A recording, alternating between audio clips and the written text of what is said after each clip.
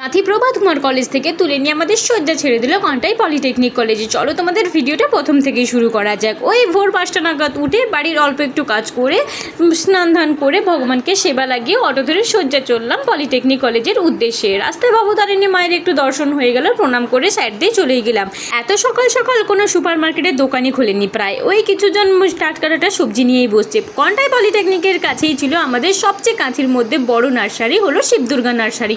আমি আসার আগে তো প্রায় অনেকেই চলে এসেছিল, আমি একটু লেটেই ঢুকেছিলাম। সকাল সকাল তো ওই অটোটা ঠিক পাওয়া যায় না, এই জন্য একটু লেট হয়ে গেছিলো। তাড়াহুড়োয় আসতে পুরোটাই ঘামে ভিজে গেছিলাম। এইখানে ঢোকার মুখেই এতটাই শান্তি লাগছিল, চারিদিকে পরিবেশটা ঠান্ডা আবহাওয়া, মনে হচ্ছিল যেন একটা এসিতে ঢুকে গেছি। প্রকৃতির এসি কাকে বলে এখানে না এলে জানতেই পারতাম না। এই যে গাছটাকে জানো, এই গাছটা ওই বড় হয়ে একটা নাগপঞ্চমী গাছ হয় না, ওই বড় বড় ফল হয়, এটার নামটা ঠিক আমার জানা নেই, আমি ওই নাগপঞ্চমী বলেই জানতাম।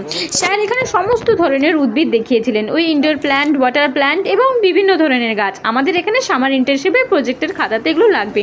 এই গাছটা দেখেছো, এই গাছটা আজকে আমি চোখে দেখলাম। এই গাছটা আমি ওই বইতেই একমাত্র দেখেছিলাম, দেখে এতটাই সুন্দর লাগছে। এখানে আপেল গাছ, আঙ্গুর গাছ, আরও তো যা সমস্ত গাছ হয়তো এখানেই ছিল। এবং আমাদের সমস্ত ছবি তোলা কমপ্লিট করার পরে এখানে বুঝিয়ে দিয়েছিল যে কোন গাছকে কীভাবে পরিচর্যা করতে হয়। এই গাছটা এরপরে দেখো পুরো ওই সোনা রূপো হয় না, সোনাকে তো ছাড়োই, রূপোকে একবারে হার মেনে দিবে। এই গাছগুলো থেকে নাকি সেন্ট তৈরি হয়, আমরা তো জানতামই না। এখানে বললো যে একটা পাতা নিয়ে দেখো পুরো সেন্টের কীভাবে স্মেল আসবে। সত্যি মনে হচ্ছিল যেন এটাই পারফিউম। আর স্যার এখানে সমস্ত জিনিস বুঝিয়ে দিয়েছিলেন একের পর এক।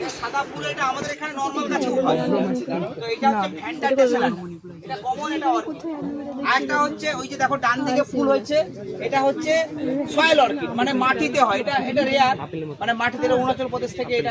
এই গাছগুলো দেখেছো, এর আগে আমি প্লাস্টিকই দেখেছি, আর কারো সবার বাড়িতে প্রায় অনলাইনেই কেনেই প্লাস্টিক গাছগুলো। আজকে নিজের স্বচোখে এই গাছগুলো দেখে নিলাম, এতটাই সুন্দর। আর এই ক্যাকটাস গাছগুলো আমার তো মন কেড়েই নিয়েছিল, মনেই ভেবেছিলাম বাড়ি আসার পর থেকে নিয়ে আসবো। প্রজেক্টের কাজ শেষ হয়ে যাওয়ার পরে আমরা অটো ধরে শয্যা রওনা দিলাম কলেজের উদ্দেশ্যেই। ওই সকাল থেকে কিছু না খাওয়ার জন্য প্রচুর পরিমাণে খিদে পেয়েছিল। আমরা মুড়ি ঘুগনি খেয়ে নিলাম, কলেজ থেকে ঠান্ডা ঠান্ডা জল নিয়ে ক্লাস শেষ করে মেড প্লাস থেকে কিছু ওষুধ নিয়ে নিয়েছিলাম, আর ওই অরেঞ্জ ফ্লেভারের গ্লুকন ডি এবং ওয়ারেস নিয়ে নিয়েছিলাম। গরম বলে কথা, আসার সময় কিছু ফলও নিয়ে নিয়েছি। বাড়ি শয্যা চলে এলাম।